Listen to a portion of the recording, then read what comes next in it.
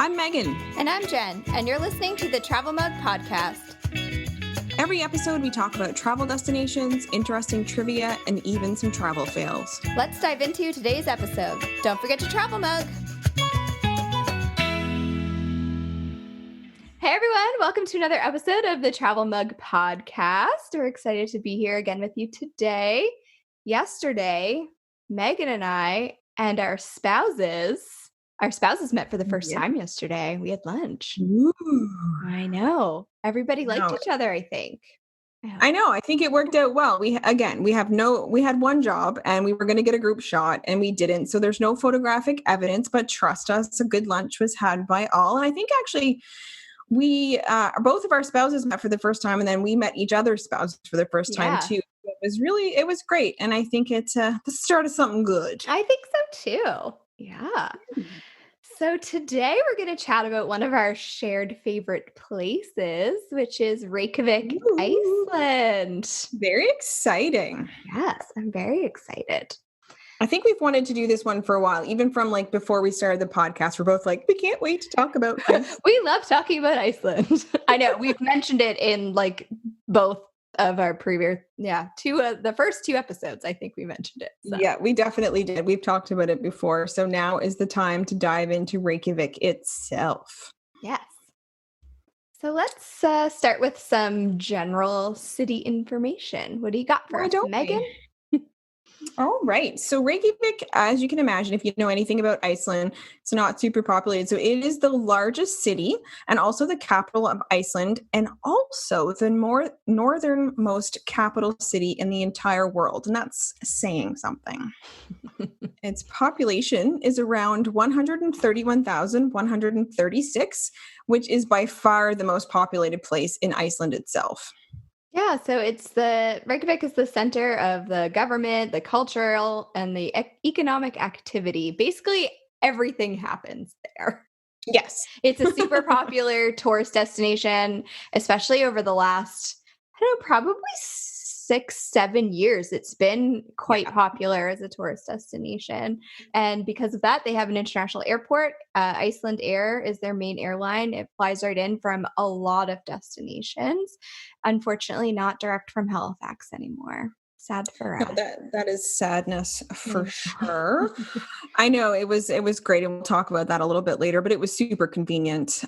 And the currency in Iceland itself is the Icelandic krona. At this point, July 2020, 1,000 Icelandic kronas is about 10 Canadian dollars, which is better than when we were there. So the rate has actually gotten better for Canadian travelers since 2018.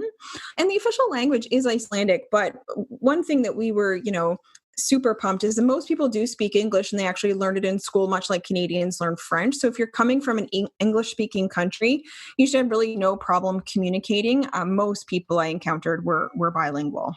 Yeah, definitely.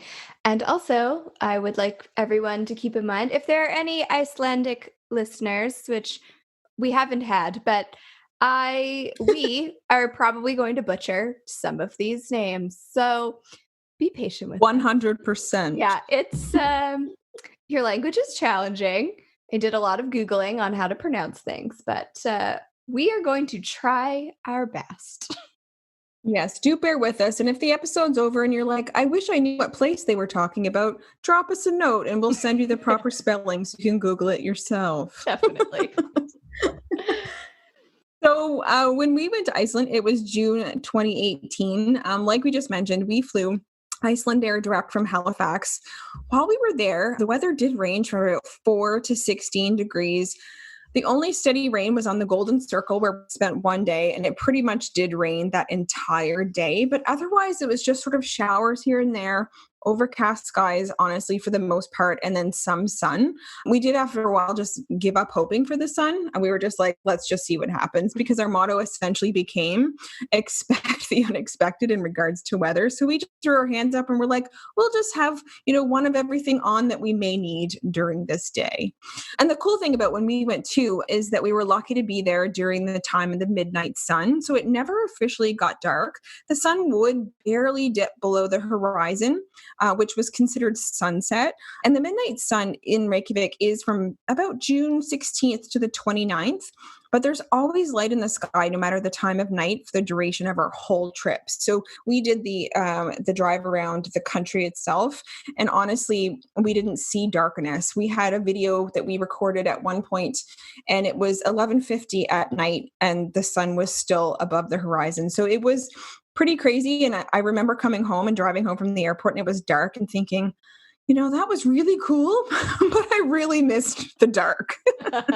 Yeah, I can imagine. So I've actually been to Iceland twice. I went in October of 2013, and then I went again in October of 2015. I also flew Icelandair direct from Halifax. And yes, as we said, you can't do that anymore. You would have to fly Halifax to Toronto and Toronto to Reykjavik, which is really annoying because you're backtracking. But Right. anyway.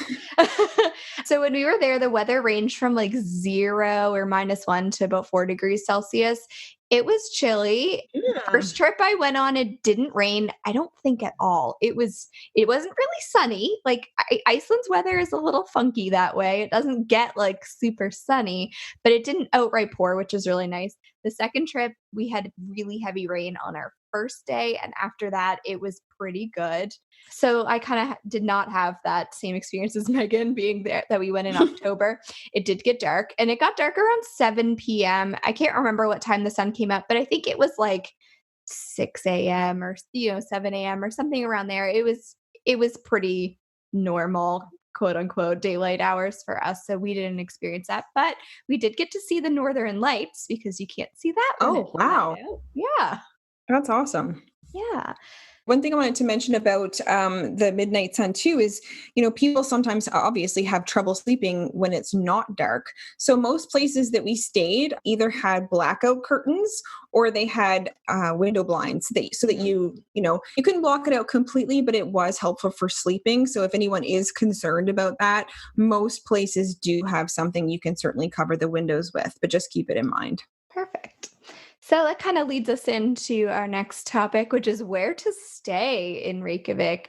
Being that I've been there twice, just my best advice is to stay in city center. Obviously, it is more expensive to stay in city center, as wherever you stay, the downtown area is more expensive. But being able to walk to a lot of places, it is a very small city, so everything's pretty close together in Yeah, general. So just kind of try to stay within the city center. It's worth the extra couple of dollars a night. definitely. The first hotel I stayed at was Hotel Fran. And it was like basically right on the main shopping street. It was super easy to find and get around. It had a free breakfast buffet, which was super nice. And we actually had a room that had like kitchenette, so we could reheat food from the breakfast buffet, or we had like leftovers from one restaurant too that we reheated. And right now, I just looked, it's about $150 Canadian a night. So it's pretty reasonable. We paid less than that in 2013, but that was a while ago. And on our Yeah. second trip, we stayed at Stay Apartments on Grettisgata Street. It was fine. Would not stay there again, but it was cheap, and it was And I and survived. it was 2 nights, and it was sorry, Stay Apartments people, if you're listening to this. Maybe it's improved since 2015. I don't know. But It that was was my personal experience. You know what? That's all we're here for, is to give our own personal experience. Yeah. For us, I've only been to Iceland once, but we stayed in Reykjavik twice. So our first night and our last 2 nights. So our first night we stayed at Elf Hall Guest House. It's really central. I would say not as central as Hotel Fran from what you mentioned, but I would say it was probably a 10 to 12 minute walk from the main shopping street. So really, Reykjavik's not huge. So it wasn't too far out of the way. Breakfast was included, plus they had snacks you could have throughout the day, and you had to pay for street parking. So if you are getting a car, something to keep in mind. And at the time, I wasn't smart like Jen to look up how much it costs now, but at the time, for one night, it was 247 Canadian. So not super cheap, but again, for us, it was worth it for the first night just for location. And then our last 2 nights in Iceland, we look back and wonder why we spent this much money. But we stayed for our last 2 nights in an Airbnb. They're beautiful. It's called Nest Apartments, and it's about a 4-minute walk from the main church in Reykjavik, which we will talk about later. We had an entire floor of the building to ourselves, and it was a super well appointed apartment. It was beautiful, but it just wasn't cheap. For 2 nights at the time, so this in 2018, it cost us $824. We did have to pay for street parking, so there wasn't even that. But street parking there, I do have to say too, for everything being super expensive, street parking's not. So that's one thing we didn't worry about. Yay. But I would reconsider the price at this point. But we did love it. I just don't know if I loved it $824. That's fair. Yeah. Yes, I think you can look back and just, reconsider things at a later date. Yes. So we want to talk about our favorite things to do that we did in Iceland. And I think the first stop, you have to go there. You have to at least look at it from the outside. Yeah. So it is the large Lutheran church that Megan mentioned, and it is called Hallgrímskirkja. Yes, I think so too. Yep. Did you go into the church, Megan? We did go in. Now, we didn't go up in it to get the city view because it was a really long lineup, but we did go in and we looked around, got some inside pictures and definitely some outside pictures. Did you guys pay to go up into the view part? Yes, I have done that both times. Oh, nice. I love the view from the top. Reykjavik is very colorful. The buildings in the city are very colorful, so the view from the top is very pretty, especially with most of the time the sky is gray. So you kind of have this like the gray sky and then like the steel blue of the ocean and then these colorful buildings. It's about $10 Canadian per adult to go up. Both times I went, there wasn't a wait or a very short wait, but different times of the year, different things. Also, there's a large pipe organ. And someone was playing it when we went Oh, on the wow. last trip. So we actually sat in there for quite a while and listened to them play. I love going to big churches like that and hearing the organ. The acoustics are always amazing. So I definitely would have stuck around for that too. One other thing I wanted to mention before we move on from the church is there is a big statue in front as well that's sort of draw for people. And it's of Leif Erikson. And I didn't know this at the time, but of course I've learned since. And he was an Icelandic explorer, thought to be the first known European to set foot in North America about a half a century before Christopher Columbus. And much like Canada, I think when, people are famous from Iceland, they're super celebrated. And I think Leif Erikson definitely falls into that category. Definitely. Yeah. The next stop on our wee little tour here of Reykjavik that we enjoyed is the Harpa Concert Hall. I like that I got to say Harpa Concert Hall and not the church name. So you got that one, and I win. I got Harpa. I lucked out somehow.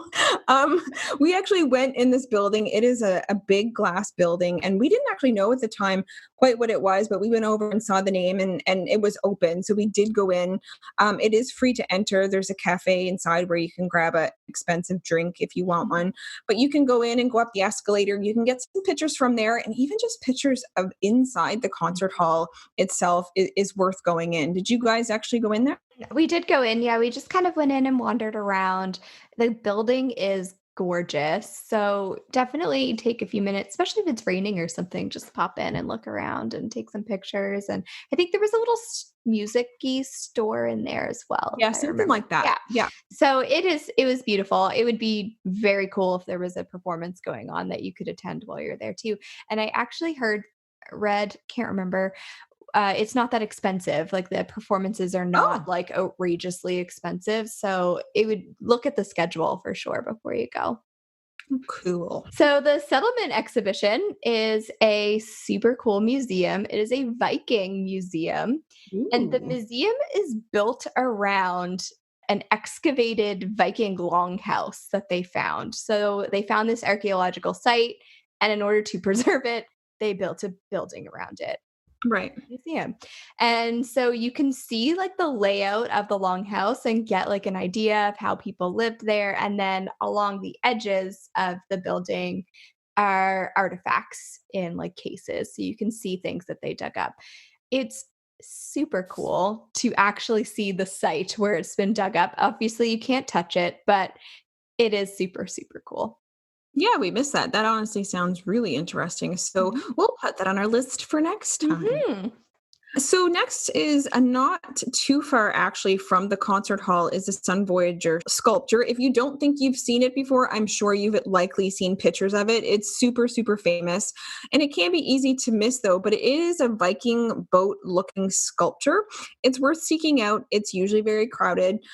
So try to get there early to get a picture without people. I was not successful in doing that and I was tired of waiting. So after a while, I'm just like, take the picture and let's move on. Yeah. Did you get any good pictures of it when you saw I it? did. Yeah. So the first time I went in 2013, Iceland hadn't exploded in its tourist popularity yet. So I feel like things were less crowded then. So Right. I did get some good pictures then. And then on our second visit, I think we visited later in the day. There were a few people around, but you could kind of like cycle through. But it is really beautiful, and if you can get there at like sunset, it is really cool too. Yeah, definitely. So the next one, I'm not sure, Jen, if you had the I pleasure of have. visiting. Oh, you I did. I didn't realize. did. Then why don't you go right ahead and introduce it to me? No. I'd love for you to chat about it. Okay. So you may have heard Iceland has a penis museum. So What? I know. The Icelandic Philological Museum. Ooh. And there are penises everywhere. There just are. There I mean, just there's no are. other way to put it. Nope, they're there. They're most of them are real, like real penises from animals. Mm. Yes, yes. Yeah. Um, we saw it before we went and we thought, oh, that'll be funny, but they're super serious about the They penis in the really are. museum. I mean, it's the world's largest display actually of penises and penile parts. The collection of 280 specimens from 93 species of animals includes 55 penises. I can't believe I'm saying this, taken from whales, 36 from seals. I don't know why they needed so many, and 118 from land mammals, allegedly including trolls. Allegedly. Allegedly. Now, it's also interesting that there are some bronzed penises that are human penises. Now, that is the one thing they're lacking, thankfully, Yes, yes. is a human one. But there are bronzed human penises of like a soccer or a football team. It's most likely soccer, football for Europeans. And yeah, something not to miss there. I feel like it's a handball team that went to the Olympics. I can't remember. I think it was something to do with the Olympics. We Well, would there have you go. been better researched if we'd looked this up before, but that's okay. Anyway, the point is Fine. it's All you the need to whole know. team and it looks like a little growth of mushrooms. It's like a penis village, really. And as of right now, to get in, it would cost you about $21.46 Canadian. And I feel it's worth it to say you've been to the penis museum. Well, it's unique. It is indeed. All right, let's not say penis anymore this episode. All right, done. Also, one other thing I wanted to mention before we move on is it is also home to a thriving art scene. Don't miss either a guided graffiti tour, so you can definitely make sure that you see all the cool sites, or you can really just stroll around if guided tours aren't your thing and discover for yourself the many murals on buildings, rooftops, as well as urban graffiti. Jen already mentioned that it is a colorful city anyway, and this honestly just adds to it. And it's like a ton of hidden gems. Like when you come around the corner and you see one, you're like, you're just excited. So it's definitely something you could go out and explore on your own as well. Yeah, I wish that I had done a tour. I feel like I didn't. I remember like graffiti and like murals, but I didn't appreciate them, I think, then like I would now. So I'll Yeah. put that on my list for my next visit. Yeah, no, same for us. And I know that we saw it, but again, like you, it wasn't something we were like, oh, Reykjavik is actually known for this. So I think definitely it's something we'll add to our list for next time too. Definitely. So the next place we wanted to talk about isn't actually in Reykjavik, but it's very popular for people who are going to Iceland, and it's close by. It's not that far. It's actually super close to the airport, and it is the Blue Lagoon. Very famous. It is very famous indeed. So it is about 51 kilometers from the airport, but to get a taxi one way, it's around $23, which in my brain seems very reasonable. And I mean, there's so many differing opinions from people on why you should go and why you shouldn't go. And we definitely did go, and I'm assuming obviously you did too. Yeah. Yeah, we did. So we actually we took a gray line tour bus that picked us up in Reykjavik. We were going back to the airport for our flight Okay. that evening. So they picked us up in Reykjavik in the morning. They stored our luggage while we were at the Blue Lagoon, and then they picked us up at the Blue Lagoon and took us to the airport, which Oh, is a nice. great service for that like day where you're, especially when you're flying back to North America. Most of the flights are like later in the day, like 4, 5, 6 o'clock, something around there. So it worked out very well. I enjoyed my experience at the Blue Lagoon. I didn't do it the second time that I Right. went. So I thought we would go through sort of the pros and cons of visiting the I Blue think Lagoon that's a so good that idea. you can Yeah. choose for yourself. I'm just going to dive right in for the pros because I'm a Yeah, bully. go Um, ahead. let's do the pros to start. I mean, maybe we should do the cons to end on a positive note, but I've already started. So for the pros, it is beautiful. Like there's no way around it. Even like from the parking lot, and we did drive there. So from the parking lot, even walking in, like it kind of gets you a little bit excited because there's little different like blue watery pools sort of along the way that look natural. It Mhm. is close to the airport, like we mentioned. The food is great. I didn't have it. Did you? I did, yeah. They have like a little to-go restaurant, and then they also have like a super fancy restaurant. We did not eat at the super fancy restaurant, but even the to-go food was delicious, I have to say. Oh, that's awesome. Well, that's good to know. We probably should have eaten there. And it is definitely very Instagrammable. So if you're doing it for the gram, it Yep. is somewhere of note for sure. Now, for the two of us, and again, these are 2018 prices, but the cost for the two of us, which did include towels, and a drink each was approximately 251 Canadian, which felt like so much. We had literally got off the plane, got our car, went to the Blue Lagoon, and we'd already spent $251. So that scared me a little. Now, Peter had wine and I had a green smoothie. Probably not a great idea to have wine after an overnight flight where neither of us slept, but we were good. It was fine. And I think a really big key, if you are, let's say, coming and arrive in the morning, is to go early, or again, like Jen mentioned, to plan your visit on your way home before you go to the airport. It's a really great either kickoff or finish to your trip. Yeah, I think the key is to book ahead of time on Yes. their website. We actually had massages at the Blue Lagoon, Mm. which I don't remember how much they were. I probably blocked it out. Actually, I don't even know if we looked at the price. We just decided we were doing it. You were And so fancy. I know it was amazing. So you were actually floating in the water on your back. There, laid on like a yoga mat type thing, Okay. and you laid back on this yoga mat, which kind of kept you just suspended below the water. And the massage therapist massaged your whole body. It was like a full body massage. It Right. it was so relaxing. And then they let you float there for a little while after. And you can use like the silica mug masks. And it was very relaxing. It was, Wow. um, yes, like I You did said. it up. I did, yeah. So trip was with my stepmom. So we were treating ourselves and we had a Nice. great time. So the cons. Let's talk about the cons of the Blue Lagoon. Let's do it. It can be very crowded because it's super popular.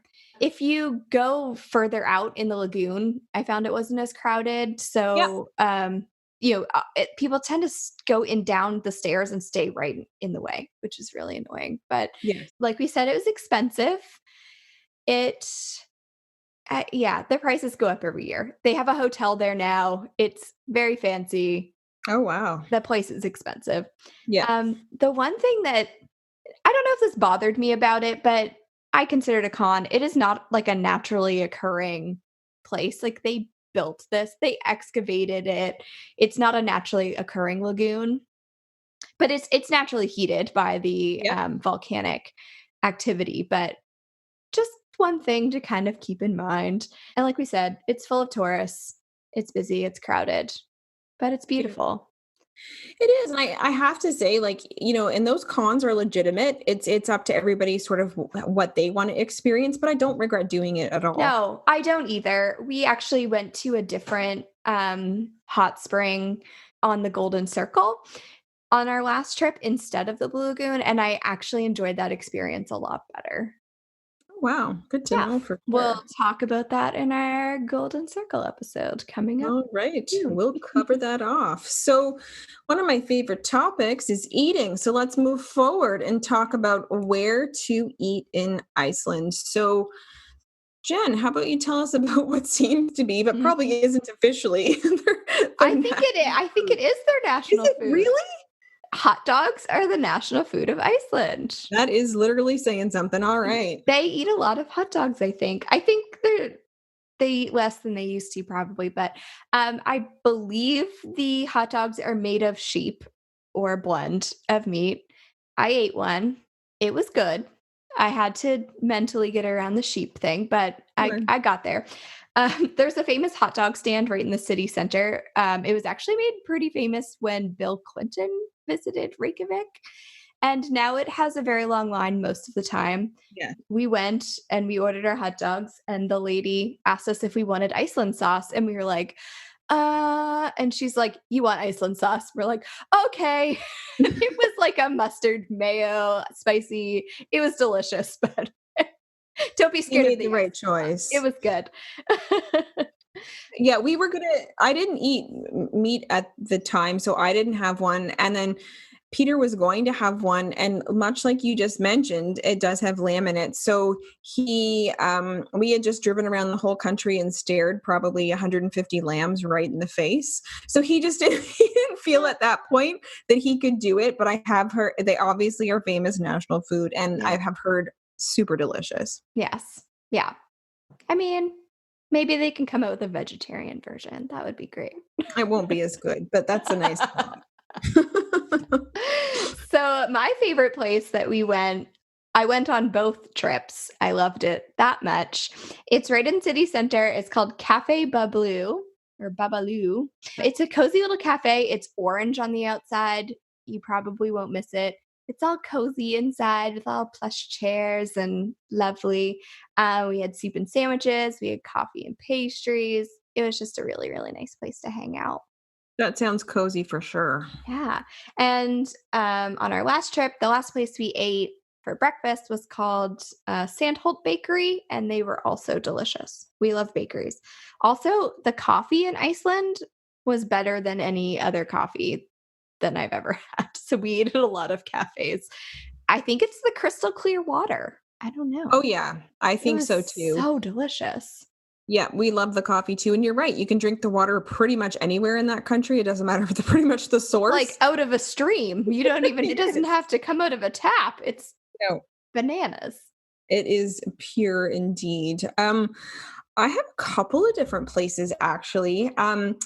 Now the first one is Cafe Vagnin. I'm sure again that sounds more German than Icelandic, but it essentially translates to coffee wagon.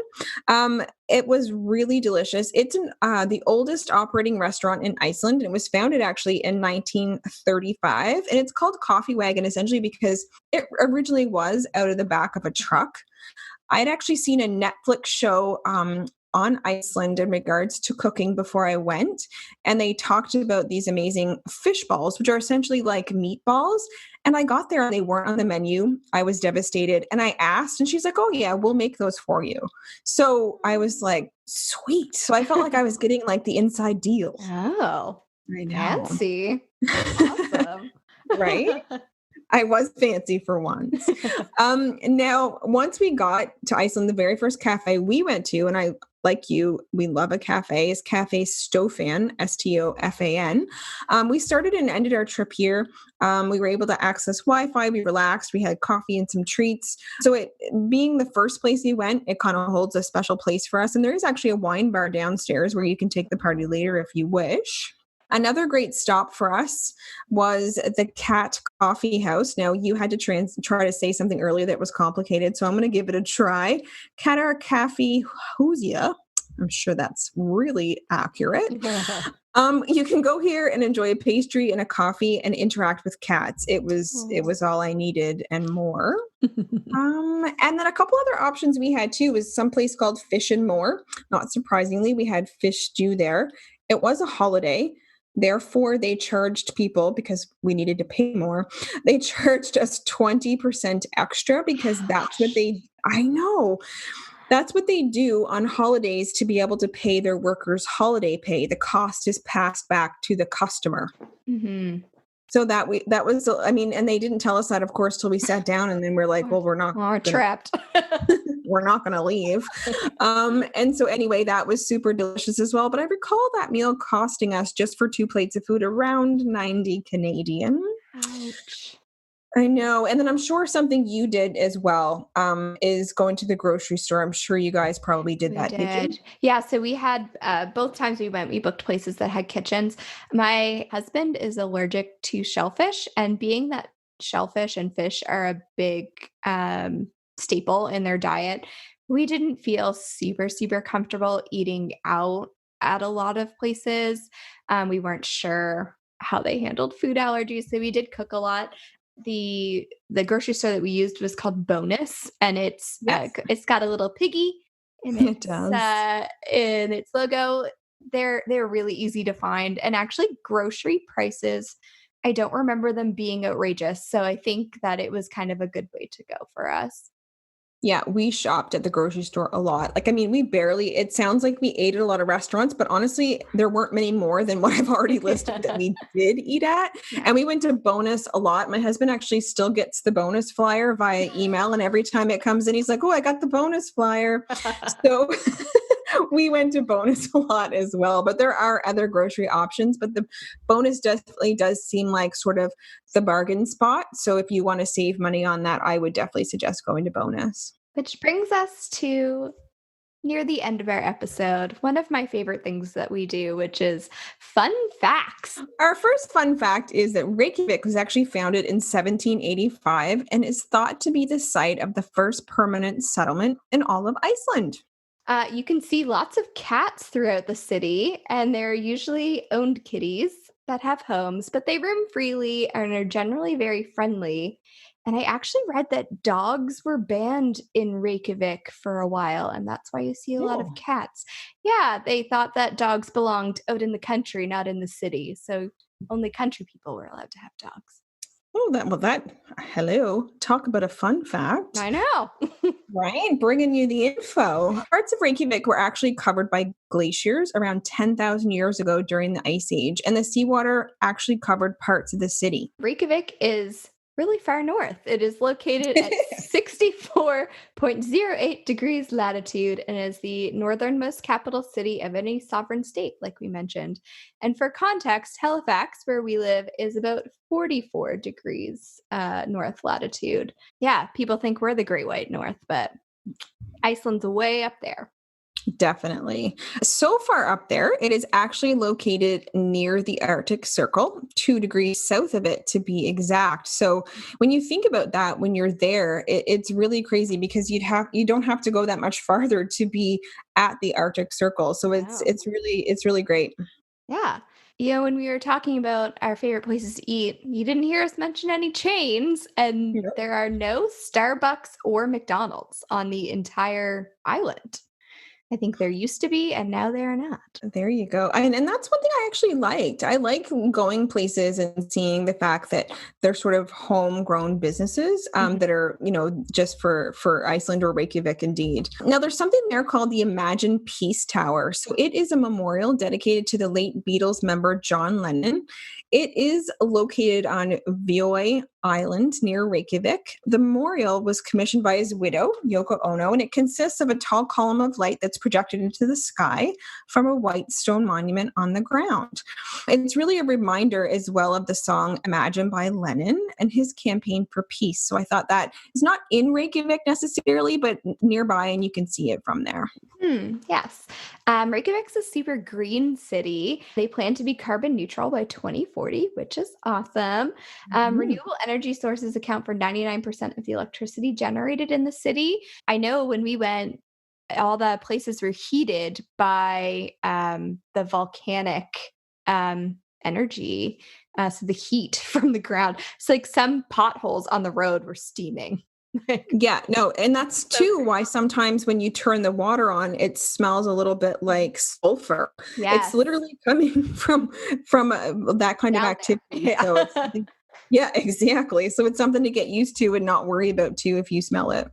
Yes, it's okay if your shower smells like rotten eggs. It's normal. It is. Just shower on.